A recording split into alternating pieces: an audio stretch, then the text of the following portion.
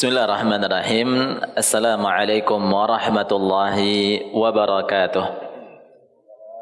Alhamdulillahi ala ihsanih wa syukru lahu ala taufiqihi wa amtinanih.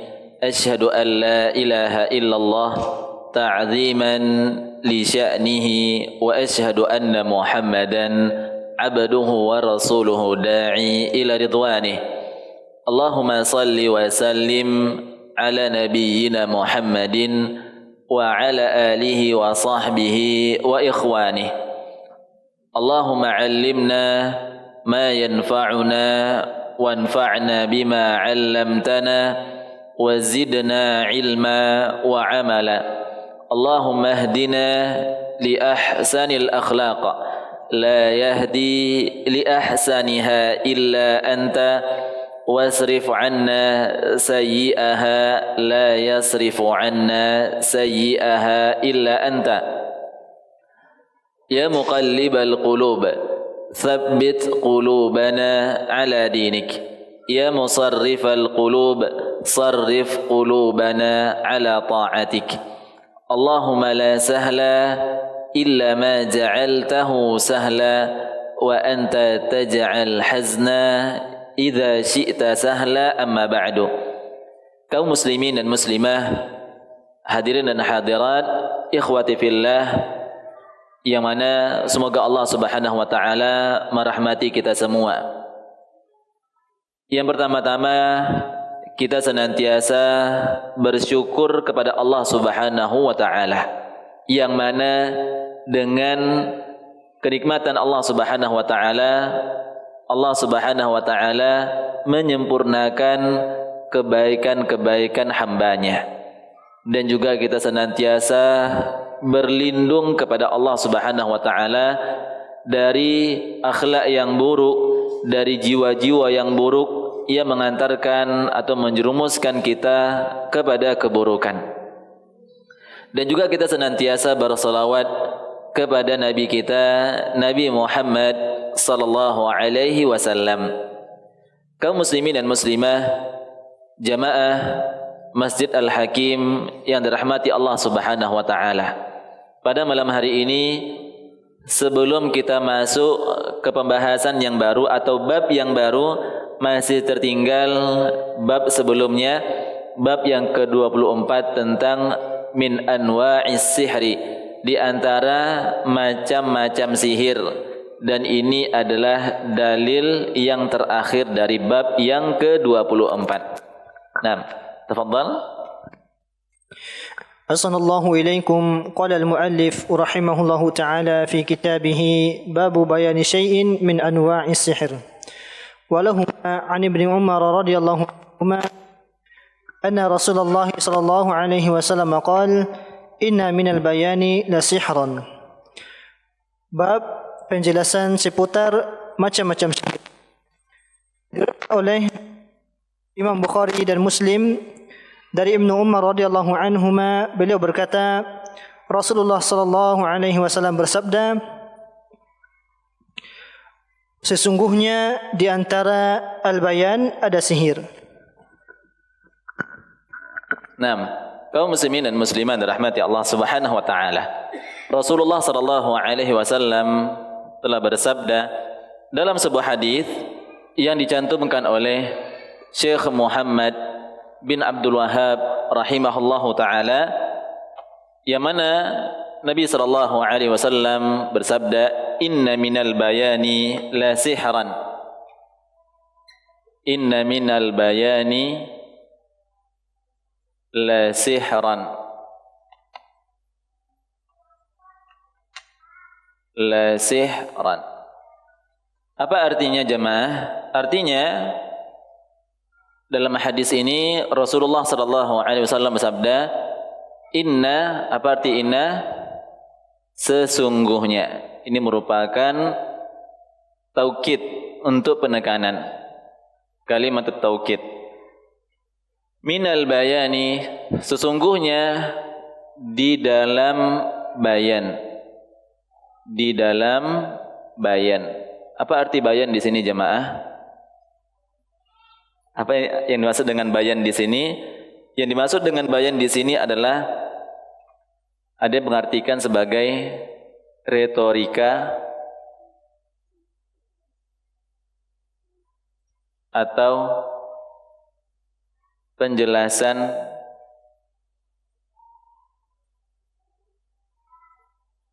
dan sebagainya. La sihran, kata Nabi sallallahu alaihi wasallam, termasuk sihir. Termasuk sihir. Nah, hadis ini hadis yang diriwayatkan oleh apa syahid? Hadis riwayat Bukhari dan Muslim. Ya. Bukhari dan Muslim dari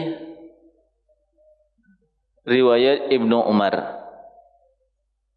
Dari riwayat Ibnu Umar. Nah, kaum muslimin dan muslimat dirahmati Allah Subhanahu wa taala, kata para ulama, hadis yang menjelaskan tentang inna minal bayani la sihran, kalau jalurnya dari Ibnu Umar, sebagaimana juga yang telah dijelaskan oleh di dalam kitab syarah Kitab Tauhid karya dari Ustaz Firanda hafizahullahu taala, beliau mencantumkan kalau riwayat hadis dari jalur Ibnu Umar ini dari Imam Bukhari, karena Imam Muslim mencantumkan hadis tapi tidak dari jalur Ibnu Umar. Jalurnya adalah Ammar bin Yasir. Ammar bin Yasir. Ini yang ada di dalam riwayat Sahih Imam Muslim. Jamaah dirahmati Allah Subhanahu wa taala, di dalam hadis ini Nabi sallallahu alaihi wasallam menjelaskan tentang di antara macam-macam sihir. Apa yang dimaksud dengan sihir jamaah? Apa kemarin yang dimaksud dengan sihir, Pak? Ma khafiya wa latufa sababuhu. Ya, kita ulangi lagi definisi sihir. Ma khafiya, apa yang tersembunyi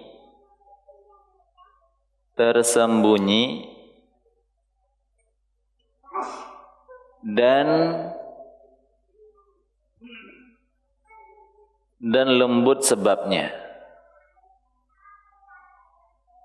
Dan lembut sebabnya. Ya. Jamaah dirahmati Allah Subhanahu wa taala, sebagaimana yang sudah kita pelajari di pertemuan-pertemuan sebelumnya, di antara macam-macam sihir apa kemarin, Pak? Ada sihir yang dia mengandung kesyirikan kepada Allah Subhanahu wa taala.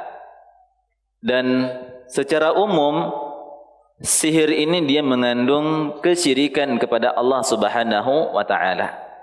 Kenapa sihir ini mengandung kesyirikan kepada Allah Subhanahu wa taala? Karena tak kala seorang melakukan sihir, dia meminta bantuan kepada jin atau syaitan, maka pasti dia telah melakukan yang namanya kesyirikan. Dan juga ada juga di antara bentuk sihir itu adalah di antara kata para ulama yang sebelumnya apa kemarin, Pak? Namimah. Ya, namimah, an-nammam, orang yang nammam, orang yang mengadu domba, ini sama seperti orang yang menyihir orang lain. Karena di antara dampak dari sihir apa kemarin, Pak? Dapat memisahkan antara orang yang saling mencintai. antara suami dan istri bisa kedua-duanya pisah disebabkan oleh sihir. Dan orang yang namimah, yang dia mengadu domba, dia dapat memisahkan dua orang yang saling menyayangi. Bahkan kata para ulama, orang yang melakukan namimah itu lebih syadid lagi daripada sihir. Karena namimah hanya hitungan menit, hitungan jam seorang dia bisa terpisah atau berpisah antara dua orang yang saling menyukai, yang saling mencintai. Kalau sihir terkadang butuh proses berjam-jam atau bahkan berhari-hari baru ada progresnya atau ada dampaknya. Ini di antara bentuk-bentuk sihir. Jadi kata para ulama, di antara bentuk sihir yang lainnya adalah di dalam retorika, di dalam penjelasan. Jamaah dirahmati Allah Subhanahu wa taala, apakah yang dimaksud dalam hadis ini? Berarti kata Nabi sallallahu alaihi wasallam, orang yang dia bagus di dalam retorika sehingga audiensnya, orang-orangnya seperti terkena sihir. Ya, seorang yang dia bagus di dalam ilmu komunikasinya, dia adalah seorang komunikator yang baik, dan dia adalah seorang narator yang dia memiliki retorika yang bagus, sehingga ketika orang mendengar tutur katanya, ucapannya itu seolah-olah terkena sihir. Maka kata para ulama, apakah yang dimaksud dalam hadis ini? Apakah yang dimaksud di dalam hadis ini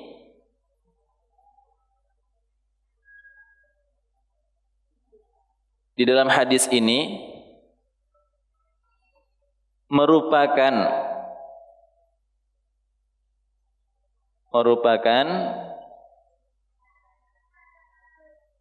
pujian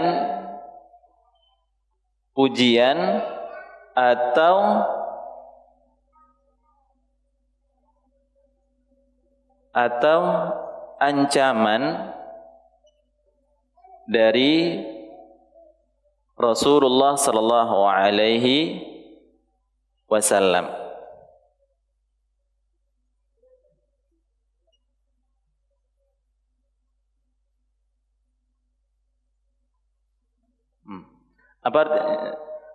Apa jawaban ini jemaah? Apa jawaban ini, Pak? Apakah dalam hadis ini merupakan pujian dari Nabi atau ini merupakan ancaman dari Nabi sallallahu alaihi wasallam bahwasannya orang yang pandai bersilat lidah, orang yang pandai bernegosiasi atau negosiator, nah, apakah dia orang yang terpujikah ataukah orang yang buruk? Nah, Bapak Ketua, terpuji. Nah, Pak Ujang, apakah ini merupakan pujian atau ancaman? Secara umum pujian. Nah, kita tanya ke HR kita. Pak Hakim, ini adalah bentuk pujian dari Nabi kah? Atau ini adalah sebuah ancaman? Ancaman atau pujian?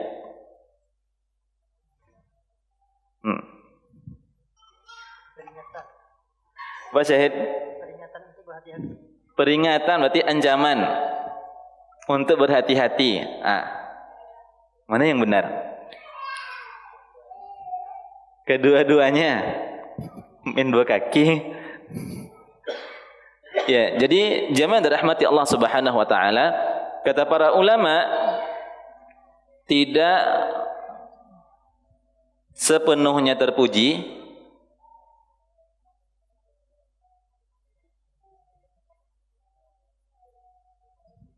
dan juga tidak sempurnanya tidak sepenuhnya tercela. Nah, ini dia Pak. Tidak sepenuhnya terpuji dan tidak sepenuhnya juga tercela. Ini. Nah, apa maksudnya nih Pak? Bagaimana dia terpuji, bagaimana dia tercela. Masya Allah, luar biasa ketua nih. Ya, kalau dia menjadi terpuji, kalau yang disampaikan adalah kebenaran.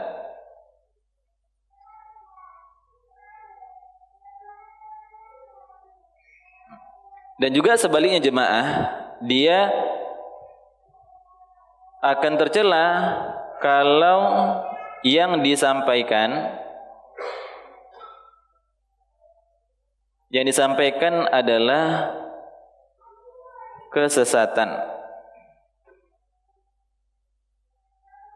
atau kedustaan.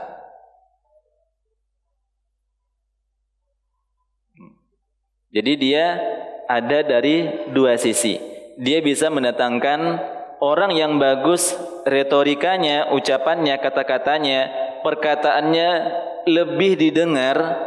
Maka kalau yang dia sampaikan adalah kebenaran, suatu yang hak, maka dia menjadi terpuji. Tapi kalau yang disampaikannya adalah suatu yang buruk atau dapat menjerumuskan orang ke dalam kesesatan, dia menjadi tercela. Ini termasuk dalam hadis man dalla ala khairin, barang siapa yang dia menunjukkan kepada satu kebaikan, dia dengan retorikanya yang bagus, dengan tutur katanya yang baik, sehingga ketika dia mengajak kepada manusia tentang kebaikan, maka orang-orang pun akan menerima kebaikan tersebut. Berapa pahala yang dia dapatkan dari ucapan yang dia ucapkan. Ya, misalkan Pak Ketua menyampaikan retorika yang bagus, sehingga anggota langsung manut kita. Berapa pahala yang akan dia dapatkan. Dan begitu juga dengan sebaliknya jemaah, kalau yang disampaikan adalah keburukan, adalah kesesatan, ada orang yang dia bagus sekali retorikanya, ucapannya bagus, ceramahnya bagus sekali, tapi yang disampaikan adalah kesesatan. Bahkan yang disampaikan adalah ajakan kepada kesyirikan kepada Allah Subhanahu wa taala. Berapa dosa yang akan dia tanggung dengan hal tersebut. Maka jamaah dirahmati Allah Subhanahu wa taala, jadi inna minal bayani la sihran, kata Nabi sallallahu alaihi wasallam, itu tidak sepenuhnya terpuji dan tidak sepenuhnya juga tercela. Dia akan terpuji manakala dia menyampaikan yang hak. Yang disampaikan adalah kebenaran. Maka jemaah dirahmati Allah Subhanahu wa taala, mari kita menjadi orang yang mengajak kepada kebaikan.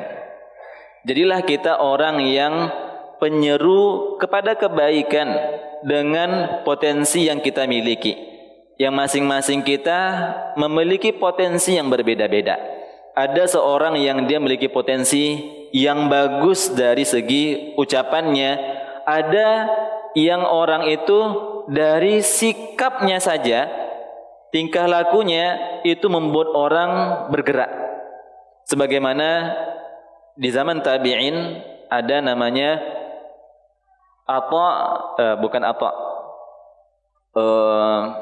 Ahnaf bin Qais. Ahnaf bin Qais merupakan salah seorang tabi'in yang masyhur. Ahnaf ini Pak, tahu arti Ahnaf Pak? Ahnaf pernah kita bahas nih di penjelasan tentang Hanifiyah. Ahnaf. Apa arti ahnaf, Pak? Ya, bengkok. Ahnaf ini adalah bengkok. Makanya kata para ulama, di antara makna dari al-hanifiyah adalah bengkok, condong kepada tauhid, jauh daripada kesyirikan. Ahnaf ini penyakit apa, Pak? Penyakit apa, Pak? Penyakit polio. Ya. Bengkok ini dia ada bengkoknya dia O, ada yang bengkoknya itu X. Ada yang dia liter O, ada yang liter X. Kalau liter O dia membulat begini. Ini berjauhan, lututnya berjauhan. Kalau yang liter X itu dia lututnya berdekatan kayak gini. Nah, yang si ahnaf ini dia liter X, kayak gini dia kakinya. Jadi dia dikenal itu dia sebagai pemimpin dari suku Bani Tamim. Ya, dia dari Bani Tamim. Bahkan kalau dia bersuara, kalau dia mengatakan, wahai Bani Tamim, mari kita menyerang ke sana, itu 70.000 Bani Tamim langsung bergerak tanpa mempertanyakan apa yang terjadi. Begitu super powernya ucapan dia. Padahal dia dari orang yang namanya sebenarnya bukan ahnaf, tapi lebih dikenal dengan ahnaf. Ya. Kalau tidak salah namanya Dhahak, masalah namanya. Tapi dia lebih dikenal dengan Ahnaf bin Qais. Dan dia bukanlah dari keluarga yang terpandang. Akan tapi dia memiliki retorika yang luar biasa. Bahkan ketika sahabat Nabi berdakwah ke kaumnya, ketika itu para sahabat berdakwah ke kaumnya, disampaikan, ya ayuhan nas, qul la ilaha illallah. Disampaikan dengan dalam bentuk hadis-hadis yang lainnya. Kaumnya masih ada sedikit keraguan, saling melihat. Belum ada yang berani untuk mengucapkan la ilaha illallah. Lalu berdirilah si Ahnaf ini yang masih kecil. Kalau tidak salah umurnya di bawah 10 tahun kalau tidak salah. Dia berdiri di tengah-tengah kaumnya dan mengatakan, wahai kaumku, apa yang kalian pikirkan? Ini sudah jelas-jelas datang kebaikan. Yang disampaikan adalah kebenaran. Sehingga kaumnya itu Bani Tamim itu semuanya masuk Islam. Jadi retorika yang bagus bisa mendatangkan kebaikan yang besar. Padahal dia memiliki kekurangan. Disebutkan bahwasannya selain dari kakinya yang bengkok, terus dia agak pendek, tidaklah tinggi, terus dia dari segi face-nya tidak begitu menarik. Tapi Allah Subhanahu wa taala berikan apa? Berikan dia kelebihan dari segi retorika yang luar biasa. Bahkan dia pernah dizolimi oleh orang lain. Dia dikatakan dicaci maki segala macam. Lalu dia katakan, sudah katanya. Sudah caci makinya katanya. Ini kalau saya masuk nih ke kampung nih, kalau didengar oleh orang, maka habislah engkau. Dia ketika dicaci maki dia santai aja. Dah puas caci makinya, kalau sudah tinggalkan di sini katanya. Nanti kalau dia masuk lebih jauh ke dalam, dengar sama orang-orang yang ada di kampung tersebut, maka orang yang caci makinya akan habis dia. Ini diantara power dari ucapan tutur kata yang luar biasa. Jadi jamaah dirahmati Allah Subhanahu wa taala, bagi kita yang Allah Subhanahu wa taala berikan kelebihan dari segi retorika yang bagus, tutur kata yang indah, maka kita manfaatkan dan kita maksimalkan untuk kebaikan. Nah, jamaah dirahmati Allah Subhanahu wa taala, kita masuk di bab yang baru. Ya, fadhal. أحسن الله إليكم. باب ما جاء في كهان ونحوهم. رواه مسلم في صحيحه عن بعض أزواج صلى الله عليه وسلم عن النبي صلى الله عليه وسلم قال: من أتى عرافا فأسأله عن شيء فصدقه لم تقبل له صلاة 40 يوما. Bab seputar penyihir dan semacamnya. Diriwayatkan oleh Imam Muslim dalam sahihnya bahwasanya diriwayatkan oleh seorang istri Nabi sallallahu alaihi wasallam bahwasanya Nabi sallallahu alaihi wasallam bersabda, barang siapa yang mendatangi dukun kemudian dia bertanya kepadanya tentang sesuatu, kemudian ia membenarkan apa yang dikatakan, lam tuqbal, dan tidak akan diterima salatnya selama 40 hari. Nah, kaum muslimin dan muslimat rahmati Allah Subhanahu wa taala, ini materi kita nih cukup luar biasa nih jemaah. Tentang apa jemaah? Tentang kuhan. Tentang macam-macam kuhan. Jadi jemaah rahmati Allah Subhanahu wa taala, para ulama ternyata membedakan antara kuhan dan arraf. Jadi man ata kahinan dalam hadis yang lainnya man ata arrafan. Apakah kahin dan arraf ini sama? Maka ini kita akan jelaskan.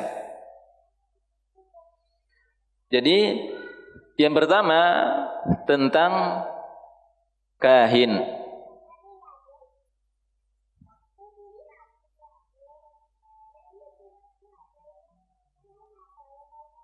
Al-kahin. Apa pengertian dari kahin? Pengertian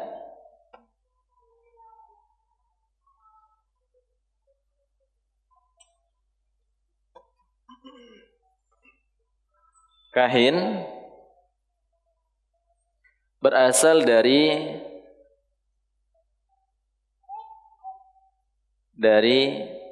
kahinah.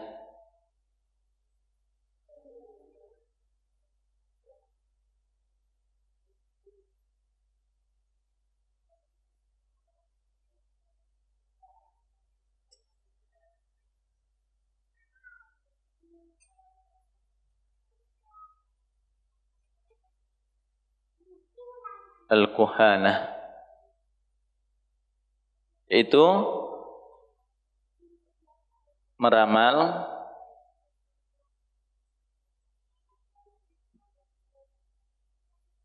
atau mengeklaim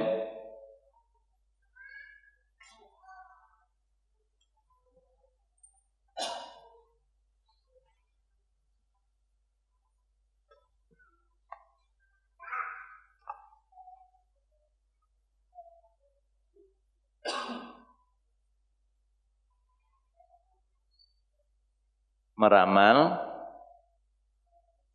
atau mengeklaim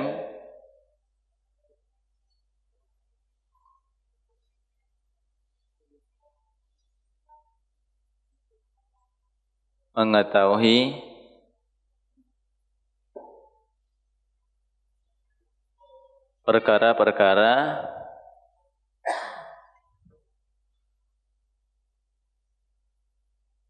perkara-perkara yang gaib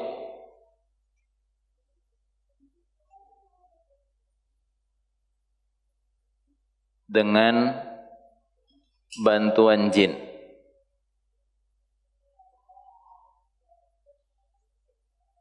Jin atau setan. Ya. Jadi jamaah dirahmati Allah Subhanahu wa taala, kahin atau al-kuhanah berasal dari artinya adalah beramal atau mengeklaim mengetahui perkara-perkara yang gaib dengan bantuan jin dan syaitan. Kata Imam Al-Khattabi di dalam kitab Ma'alimis Sunan, Imam Al-Khattabi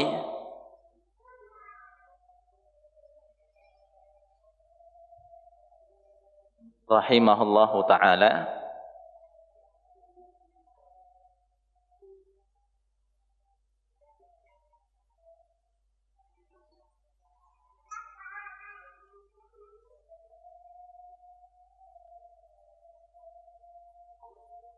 al-kahin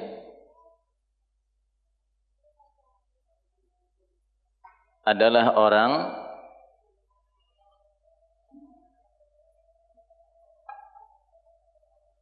yang mengabarkan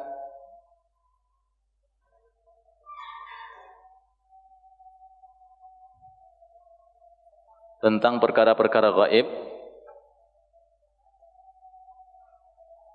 perkara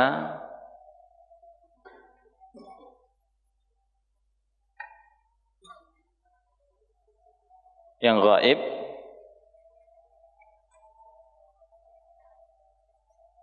yang akan terjadi di masa yang akan datang.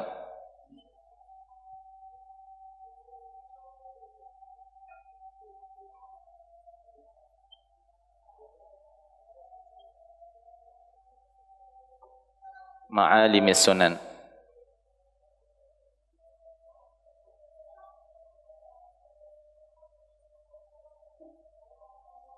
Terus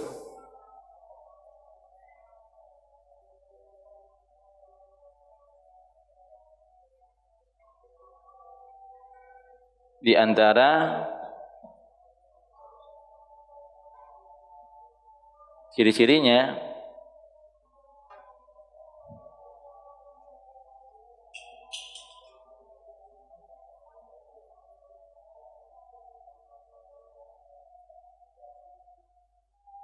mengaku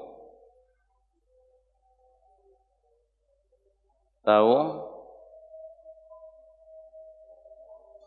perkara gaib, perkara yang gaib,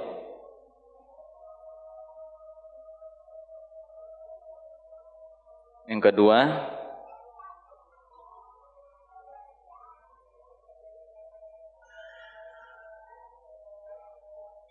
meminta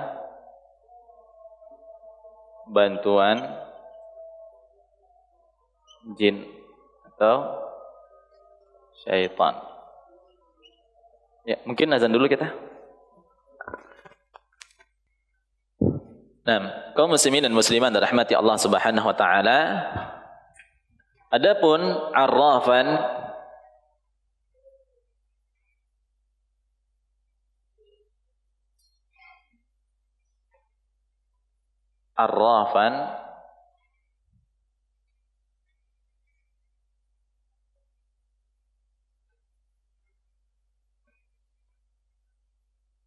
itu adalah langsung saja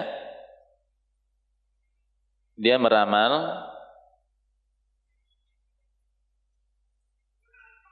atau mengeklaim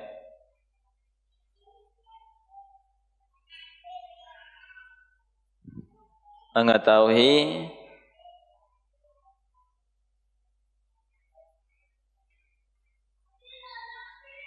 perkara yang gaib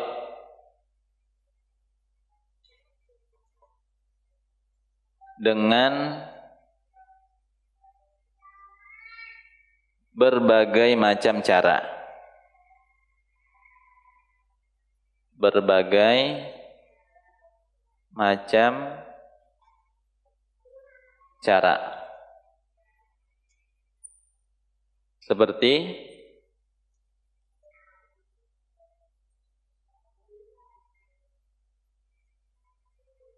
dengan melihat telapak tangan, melihat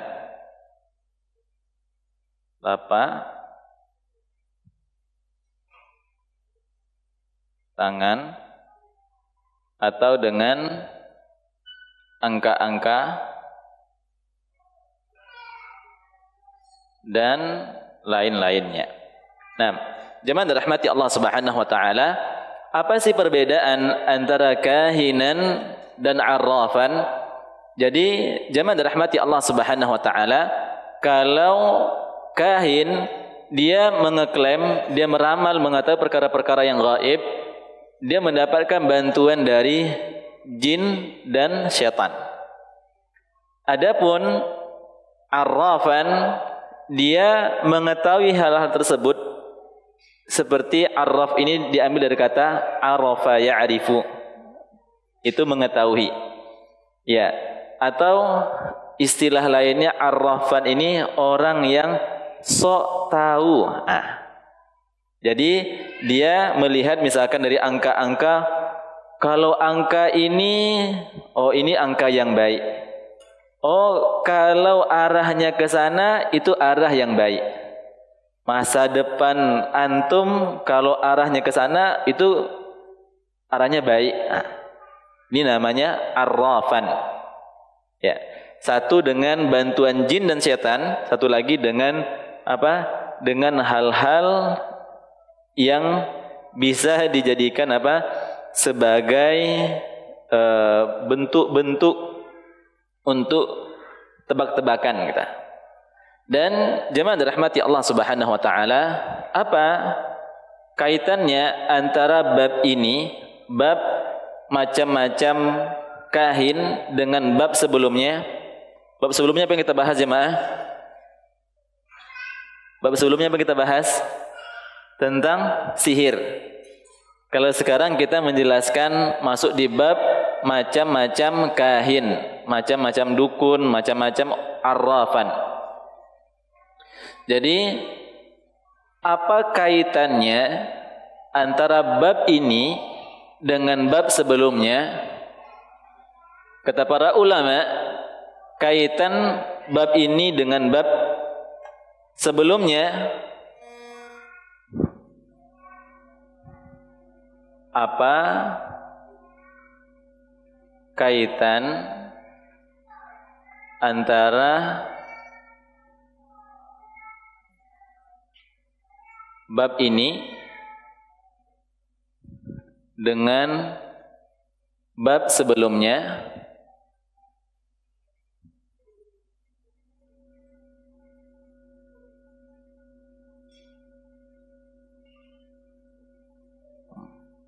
Apa jemaah? Apa kaitannya dengan bab yang akan kita pelajari ini dengan bab sebelumnya? Bab sebelumnya tentang apa? Tentang sihir. Ya. Apa kaitannya antara dukun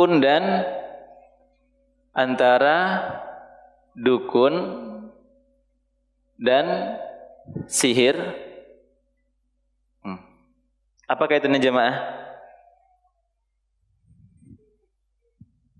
Apa kaitannya antara dukun dan sihir? Ya, dia sama-sama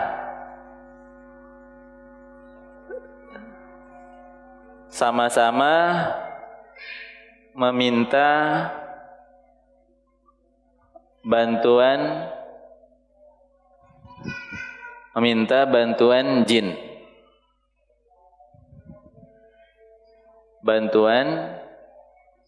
jin, atau syaitan. Tapi ada perbedaannya. Apa perbedaannya jemaah? Kalau sihir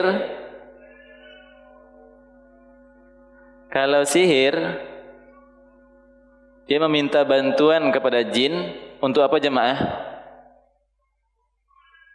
Untuk apa? Untuk menghayalkan sebagaimana yang terjadi kepada Nabi Musa alaihi salam kepada Nabi Muhammad sallallahu alaihi wasallam. Terus apa lagi jemaah? Menyakiti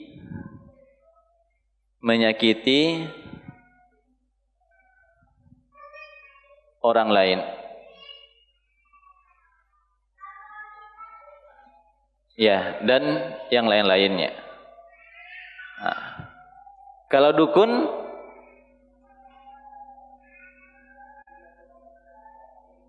apa jemaah?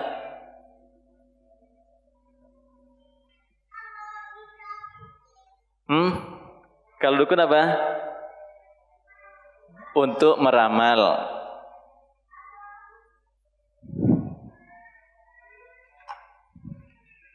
Ya, kalau dukun untuk meramal masa depan. Untuk meramal masa depan, terus memberikan informasi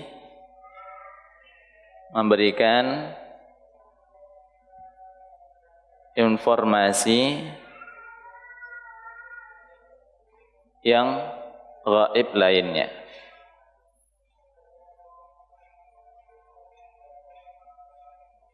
Ya. Ini dia sama-sama meminta bantuan jin, tapi kalau sihir dia untuk menghayalkan kepada orang lain atau menyakiti orang lain atau memisahkan antara suami dan istri. Sedangkan dukun untuk meramal masa depan, untuk memberikan informasi perkara yang gaib yang lainnya. Dan jemaah dirahmati Allah Subhanahu wa taala, pembahasan kita tentang perdukunan ini merupakan pembahasan yang cukup familiar sekali. Kenapa jemaah? Ya, kita melihat di daerah-daerah kita itu masih marak sekali dengan perdukunan. Hampir-hampir tidak ada satu tempat atau satu daerah pun yang terbebas dari namanya perdukunan.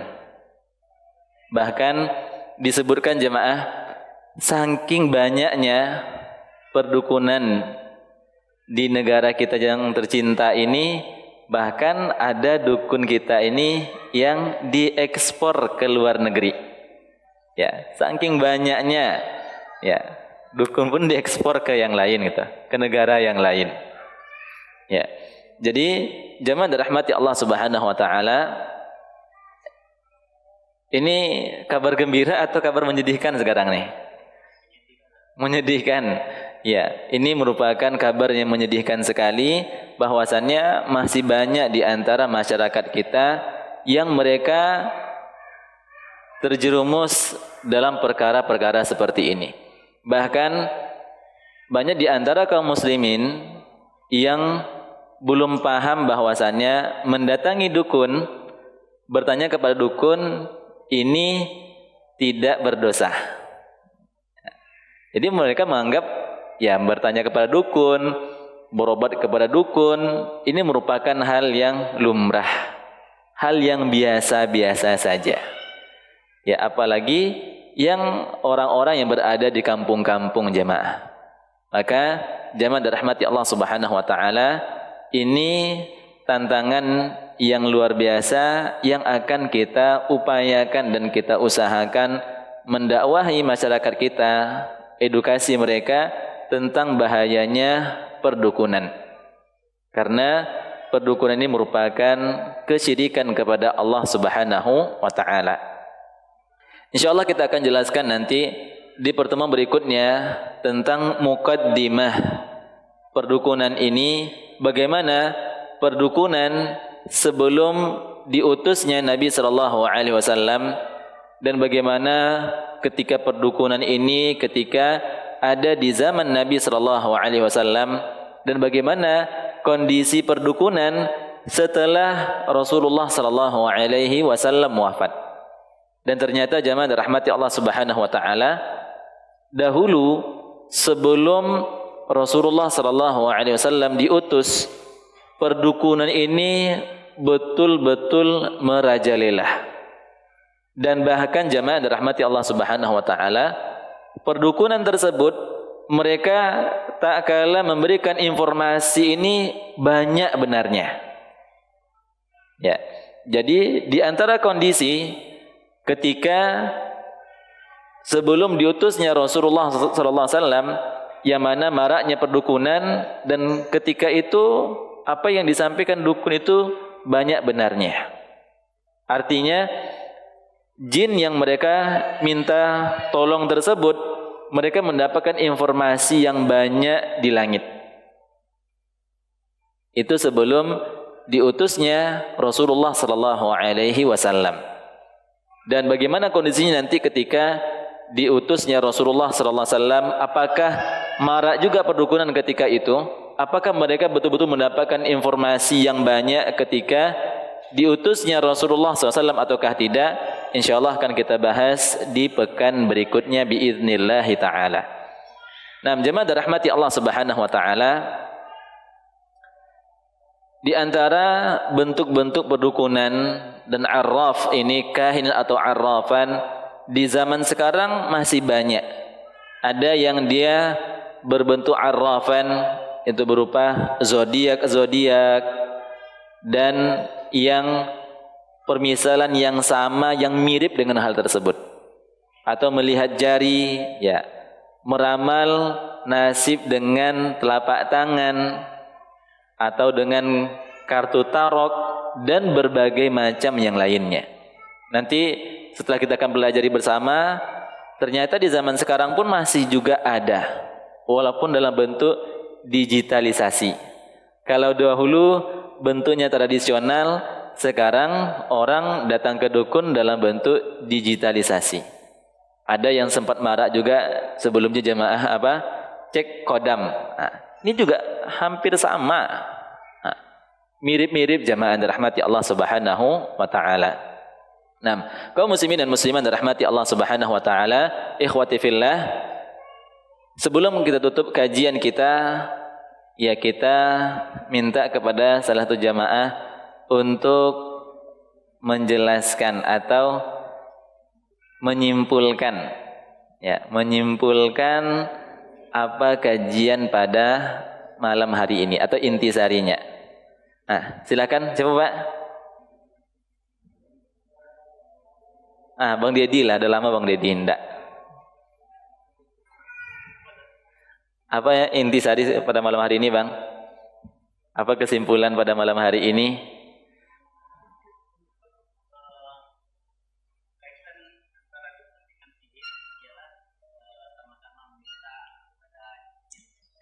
Meminta jin dan setan. Berbedanya di mana?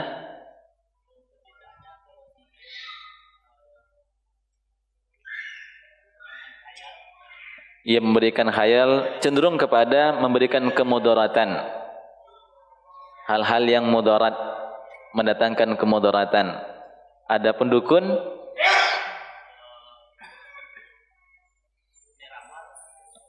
meramal masa depan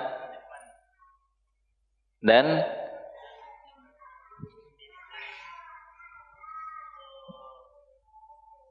informasi-informasi yang gaib, ya. Insyaallah. Fadal. Hadiah, insyaallah. Oke, barakallahu fikum. Ya, kepada qori kita lah satu nih. Fadal qori, insyaallah syahid. Nah, kaum muslimin dan muslimah, hadirin dan hadirat yang dirahmati Allah Subhanahu wa taala, kita cukupkan dengan membaca doa kafaratul majlis. Subhanakallahumma wa bihamdika asyhadu an la ilaha illa anta astaghfiruka wa atubu ilaik. Assalamualaikum warahmatullahi wabarakatuh.